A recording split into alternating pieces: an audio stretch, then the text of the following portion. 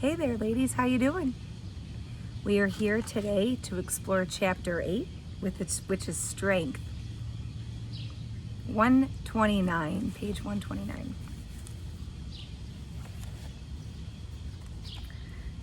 This week tackles another major creative block, time. You will explore the ways in which you have used your perception of time to preclude taking creative risks. You will identify immediate and practical changes you can make in your current life. You will excavate the early conditioning that may have encouraged you to settle for far less than you desire creatively. I thought some of the quotes were terrific this week. Imagination on page 131 is more important than knowledge. I think that's interesting that Einstein said that. And then there's another one about imagination in the back. Yeah, 137. The world of reality has its limits. The world of imagination is boundless. So, I don't know. Thought it was interesting the way imagination was in the quotes. She jumps in, and again, time, right? But how does time look and how is that represented? And it's actually first introduced, as she calls it, survival about loss. And what kind of loss are we talking about here? We're talking about artistic loss. We're talking about the loss of hope, the loss of money, the loss of faith, the loss of self-belief. Or maybe it was some unwarranted criticism. When you made something, was it criticized? I know some of you have already shared about that, right? Or were there instances where you choose not to make something instead? Artistic loss is kind of like scar tissue, she says. It doesn't go away, and it can cause you to stay blocked if you don't acknowledge it and try to heal. Okay, well, all right. For me, my childhood was kind of stolen from me. And there was this underlying, unspoken, but like powerful message that it was not okay to be creative. And it's truly important that I grieve that. For some of us who are born to parents that emotionally need more, we'll say that. For instance, my mother was actually kind of jealous of my creativity, and she kind of shut it down. It was like she forbid it. Can I imagine what my life would have looked like if I would have been allowed to explore art or music, dance? I think it's important that we don't blow that stuff off and that we sit and think about what was taken from us and mourn it. The stuff is just a big deal. Julia refers to the artistic losses as miscarriages. And it was weird if I think about my daughter, she's a classically trained dancer. That's not what she does now. That's not what I mean. I just mean, from like 3 years old up, she was in like all the genres, years of that, and was the competitive dance, all of that. And in that world, I would weep watching her and others. So I knew it went beyond this proud thing because I would weep watching other people. Kids I didn't even know, but there was something beautiful, and it was throughout different genres, maybe even music I didn't necessarily appreciate or love. I mean, a lot of the hip hop stuff, I would weep watching them hip hop, some of these girls and guys. And there was this beauty in their movement that would make me weep, and I didn't know what that was about, and I just thought maybe it was just this proud thing, but it's an awe and a reverence that I have because there's obviously some kind of passion. I do enjoy like being silly and dancing, and then if no one's around or looking, but like self-conscious about my body. I think I actually have some physical like intelligence issues. Like, how like we're not smart in every way. That was another huge revelation I had where, okay, stay on track, Jess. Like whenever I do like group exercise or whatever, I would get really like upset or start crying. And it was because I was judging myself and being critical. But then I kind of realized as I got older, no one's really looking at you. They're looking at themselves in the mirror, whatever. Like, So, and I actually know that's pretty true, you know, in most cases. Like, get over yourself, right? No one's thinking about you that much. Only you are doing that. But I would still cry, and it was because I truly was having like this disability trying to like watch them do the exercise or the routine. So there might be some kind of dyslexia or something, I don't know what it's called, where you just like don't get the movements, you know, trying to learn like a routine or do like aerobics would be like really messed up for me. However, I had this reverence and this awe. So I don't know if it's just because I'm weak in that area, but there's something inside me that creatively, like, that was not okay to even explore and be silly and twirl around or whatever. And I feel like there could possibly be some healing in me trying to do that alone, but that sounds so weird and embarrassing. And like, what would you do if it didn't sound silly? Well, that sounds really silly to me, you know, to be home alone and dance around or whatever, but that might be like a good thing.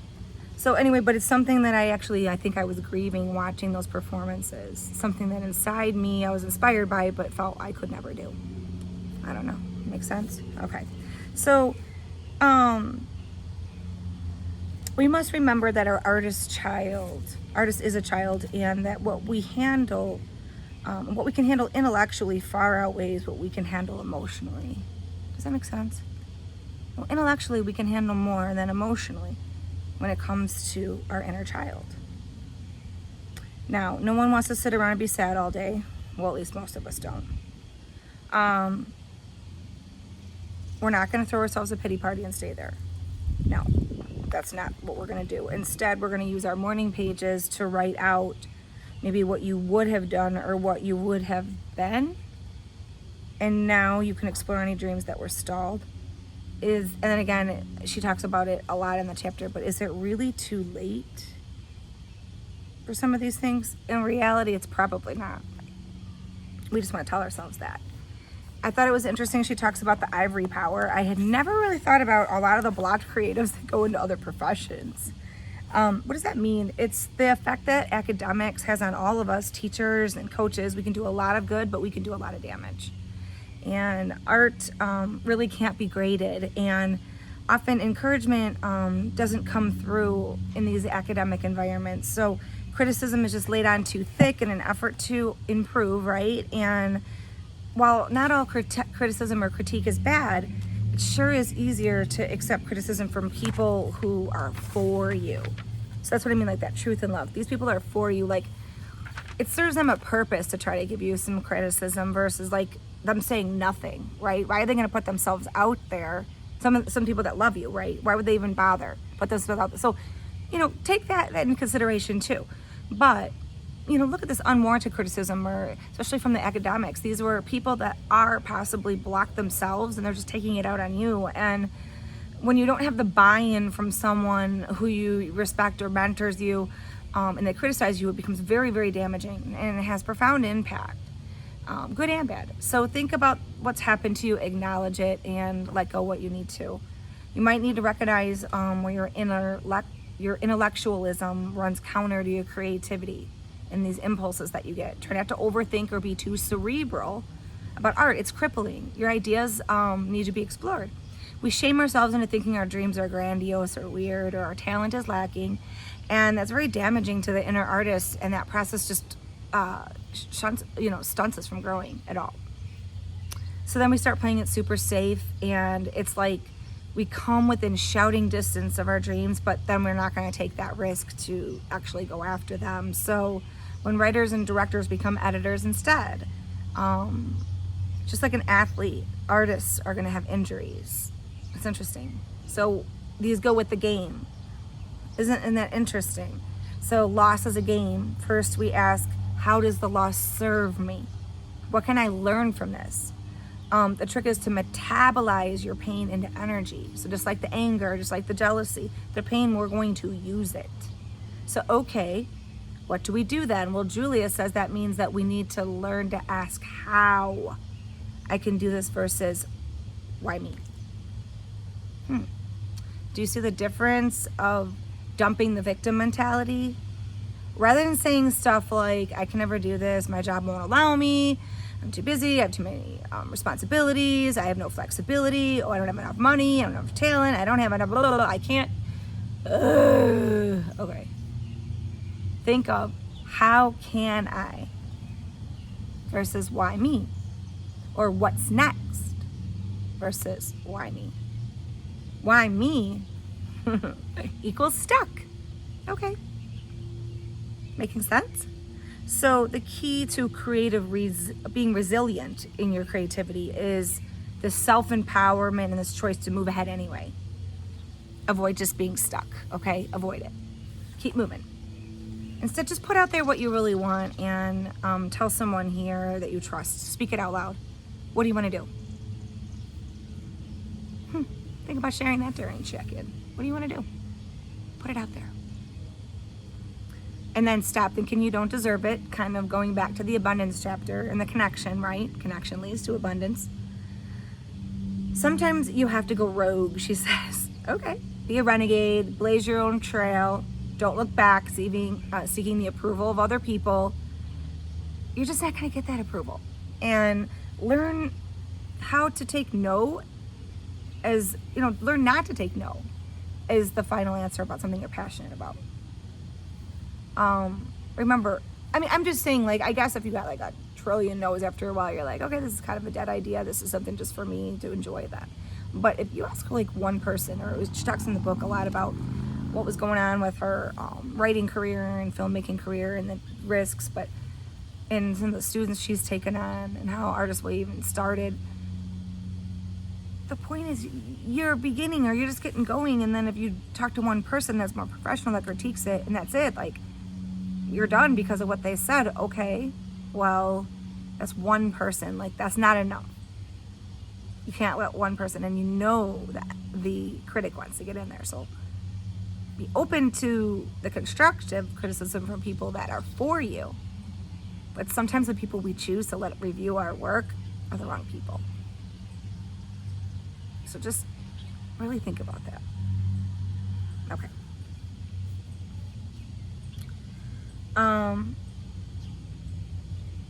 The critic is working against you, so just ask for confirmations and ask God to help you pay attention. The key is action here. Just keep moving. Age and time. Let's see. I'm too old is ego saving, excuse making nonsense. Yeah, it's ego saving. I'm too old. We need to focus on the process, she talks about, rather than the product. What's up, moped guy? All right. Focus on the journey and not the destination. God is trying to get our attention in the process, in the journey. And that's where everything happens. So don't miss it. That's the point where stuff happens. We get revelation, where there's supposed to be joy in there. Can you acquire the humility? I don't know what is going on. Some kind of helicopter. Don't you love it? Cool. I'm so glad that the sound will be great on this. All right.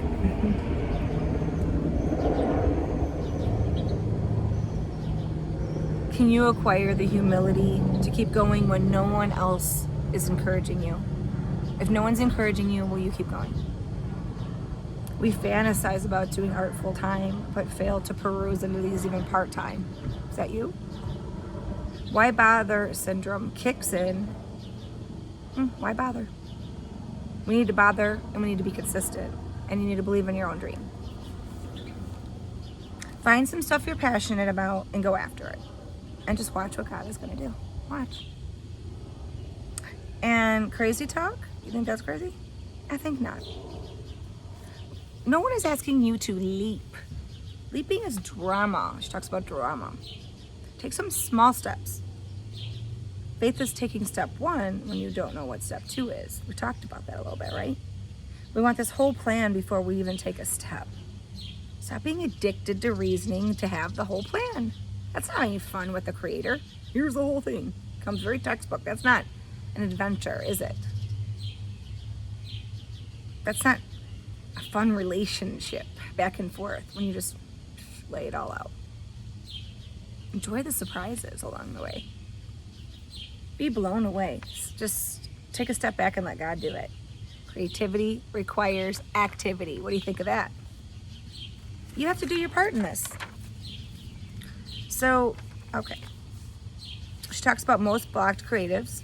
They have an addiction to anxiety. We're always crying about what we don't have, she talks about. What about working with what you do have versus languishing over what you don't have? Just start working with the stuff right in front of you. If you just do that and watch what the Creator does, He will expand it, multiply it, connect it. I promise you. Don't think about the money. What? I know that's hard. What you're doing doesn't have to even be for financial gain, even if you want it to be at some point. Try another medium. Not everything you make has to be sold or for some purpose for someone else. That even speaks to me. But if you do, have some value. Have some value in yourself for doing it. And when you remove that financial pressure by assigning value, the best stuff's going to come out. Less focus on the financial gain and more quality will show through. There's an exercise on page 144 called Early Patterns.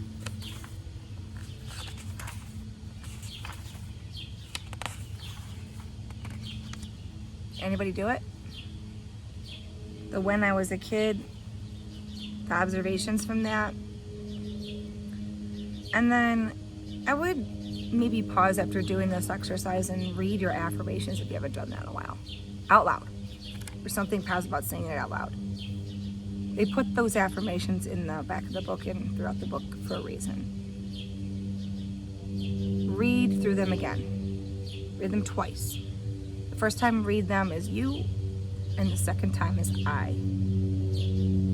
See what that does for you.